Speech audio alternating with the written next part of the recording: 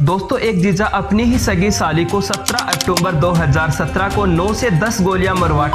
देता है, वो भी तिहाड़ा जेल के अंदर बैठकर। दोस्तों ये कहानी इतनी ज्यादा दिल दहलाने वाली है कि इसे सुनने के बाद आपकी रूह भी कांप जाएगी कि कैसे एक जीजा ने अपनी हवस के चलते अपनी ही साली और अपनी सास को बीच सड़क पर दिया। चलिए जानते हैं। दोस्तों हमारी इस स्टोरी की शुरुआत होती है हरियाणा से, जहां पर 17 अक्टूबर 2017 को हरियाणा की एक फेमस सिंगर और डांसर हर्षिता किसी काम से अपने साथियों के साथ सोनीपत जा रही थी। लेकिन पानीपत के पास इसराना में पहुंचने के बाद ही हर्षिता की कार के सामने अचानक ही एक ब्लैक कलर की कार आती है, जिसमें से एक युवक रिवॉल्वर लेकर बाहर निकलता है और सबको धमकी देता है कि जिसको भी अपनी जान प्यारी है वो हर्षिता को छोड़कर यहाँ से तुरंत भाग जाए। और दोस्तों इतना सुनते ही हर्षिता के सभी साथी हर्षिता को कार के अंदर छोड़कर वहां से भाग जाते हैं। जिसके बाद उस शख्स के द्वारा अपनी रिवॉल्वर से 8 से 10 गोलियां हर्षिता पर फायर की जाती हैं, जिससे कि हर्षिता की मौके पर ही मौत हो जाती है। जिसमें से महज 3 गोलियां ही हर्षिता के शरीर में मिलती हैं, बाकी गोलियां हर्षिता के शरीर को चीरते हुए उसके शरीर से बाहर निकल जाती हैं। हालांकि जब दिल्ली पुलिस को इस घटना के बारे में पता चला तो तुरंत दिल्ली पुलिस मौका वारदात पर पहुंचती है और इस पूरे मामले की छानबीन करने लगती है और लाश को तुरंत पोस्टमार्टम के लिए भेज देती है और इस पूरे केस की गहराई से छानबीन करती है। हालांकि दोस्तों इस केस की छानबीन के दौरान दिल्ली पुलिस को पता चलता है कि हर्षिता हरियाणा की एक फेमस डांसर और सिंगर है, जो कि अपनी मां के साथ हरियाणा के एक छोटे से गांव में रहा करती थी। और पुलिस को यह भी पता चलता है कि हर्षिता की 2 और बहनें भी थी जिनकी शादी हो चुकी थी। लेकिन दोस्तों जब पुलिस इस पूरे मामले की छानबीन कर ही रही थी तभी पुलिस को पता चलता है कि कुछ दिनों पहले कुछ ऐसे ही हर्षिता की मां प्रेमा देवी की भी अज्ञात लोगों के द्वारा हत्या कर दी गई थी। हालांकि दोस्तों पहले तो पुलिस को ये पूरा मामला एक विवादित वीडियो का लगा, जो कि हर्षिता ने कुछ दिनों पहले ही पोस्ट किया था, जो कि काफी ज्यादा विवाद पूर्वक था। लेकिन पुलिस के होश तो तब उड़ गए जब पुलिस के सामने हर्षिता की दूसरे नंबर की बहन आती है और इस पूरे केस का खुलासा ही कर देती है, क्योंकि हर्षिता की बहन दिल्ली पुलिस को बताती है कि मुझे मेरे पति पर शक है और मुझे विश्वास है कि ये सब जरूर मेरे पति ने ही करवाया होगा, जो कि फिलहाल तिहाड़ा जेल के अंदर हैं। क्योंकि कुछ दिनों पहले ही जब हर्षिता अपने घर पर अकेली थी और मेरी माँ घर का सामान लेने के लिए बाजार गई हुई थी, तभी मेरे पति दिनेश किसी बहाने से हर्षिता के घर पर जाते हैं और उसके साथ जबरदस्ती करने लगते हैं और उसका जबरदस्ती बलात्कार करता है। हालांकि उसी समय मेरी माँ भी बाजार से घर आ जाती है और वो मेरे पति दिनेश को हर्षिता का रेप करते हुए देख लेती है। जिसके बाद हर्षिता और मेरी माँ के द्वारा पास के ही एक पुलिस थाने में मेरे पति के खिलाफ बलात्कार का केस दर्ज करवाया था। और पुलिस ने जब इस पूरे मामले की छानबीन की तो पुलिस के द्वारा दिनेश को हर्षिता का बलात्कारी मान लिया गया, क्योंकि इस पूरी वारदात की चश्मदीद गवाह मेरी माँ खुद थी और मेरी माँ ने मेरे पति के खिलाफ कोर्ट में गवाही भी दी थी। हालांकि दिनेश ने हर्षिता और मेरी माँ को धमकी दी थी कि अगर वो ये केस वापस नहीं लेंगे तो इसका अंजाम बहुत ज्यादा भयंकर होगा और तुम दोनों को अपनी जान भी गंवानी पड़ सकती है। लेकिन उस समय मेरी माँ और हर्षिता मेरी पति की धमकियों से नहीं डरी और उन्होंने ये केस वापस नहीं लिया और पुलिस के द्वारा दिनेश को तिहाड़ा जेल के अंदर भेज दिया गया। और मुझे लगता है कि इस पूरे हत्याकांड को अंजाम मेरे पति ने ही दिया है, क्योंकि मेरे पति बहुत ज्यादा गुस्से वाले हैं और वो एक बहुत बड़े गैंगस्टर भी हैं और उन पर इससे पहले भी काफी केस दर्ज हो चुके हैं। हालांकि दोस्तों दिल्ली पुलिस ने जब हर्षिता की बहन की ये सभी बातें सुनी तब दिल्ली पुलिस के द्वारा तुरंत तिहाड़ा के अंदर दिनेश से पूछताछ की जाती है और पुलिस की पूछताछ के दौरान दिनेश खुद बताता है कि ये पूरा हत्याकांड उसने ही करवाया है और उसने खुद अपने साथियों की मदद से जेल के अंदर बैठकर हर्षिता और उसकी माँ की हत्या करवाई है। और दिनेश ने इस पूरे हत्याकांड की जवाबदारी ली और दिनेश ने बताया कि मैंने इस पूरे हत्याकांड को मेरे खास आदमी जितेंद्र मान उर्फ गोगी गैंग के द्वारा दिलाया है। दोस्तों ये गोगी गैंग वही गैंग है जिसने कुछ दिनों पहले आम आदमी के एक फेमस नेता वीरेंद्र मान की दिल्ली के नरेला के अंदर 26 गोलियां मारकर